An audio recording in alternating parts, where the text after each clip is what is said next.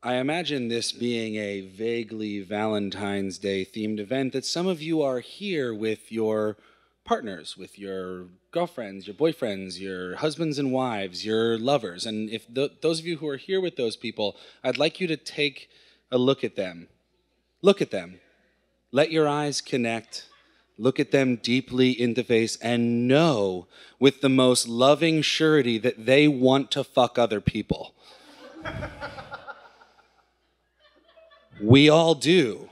It's okay. It's a natural part of who we are. Even if you've made a monogamous commitment at some point in your life, at some point you're going to look at a guy's ass as he's walking down the street and go, I'd fuck it. Yes. Really. Welcome to York Story Slam. So, I didn't know this for a long time. I could not accept this for a long time. When I was a kid, I'm growing up, I don't have any good models for not something that's just a long-term marriage, monogamous relationship. That's the only thing you see on TV. That's the only thing I saw in my neighborhood. That's the only thing that my friends were interested in and my parents' friends were interested in. But one day, I learned better. I had been in college. I'd been in a couple long-term monogamous relationships, things I thought were going to last the rest of my life, and they didn't. They were terrible, and there was something that I was missing the whole time. I couldn't figure out what it was. Why couldn't I accept these women? Why couldn't I accept their love? Why couldn't I be wholly myself with them? And I got out of college, I moved to Philly, and I started reading the newspaper, and I started reading the alternative newspaper, and in the alternative newspaper, the greatest column in the history of ever exists, and that is Dan Savage's Savage Love. All right? Yes, my friends, okay. Dan Savage gets a major call out tonight because Dan Savage is the one who taught me. He taught me that there is a vocabulary for these things. There is polyamory, and there is fisting, and there are butt plugs, and there are, other lovely vocabulary words that go along with the way that I was feeling, things that I wasn't getting, but didn't know that I wasn't getting them because I didn't know they existed.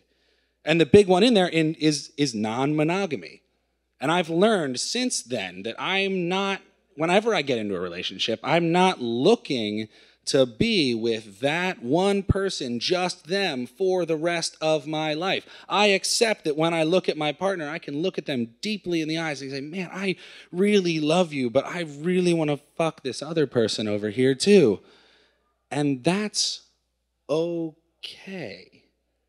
That's okay. And how you express that is up to you.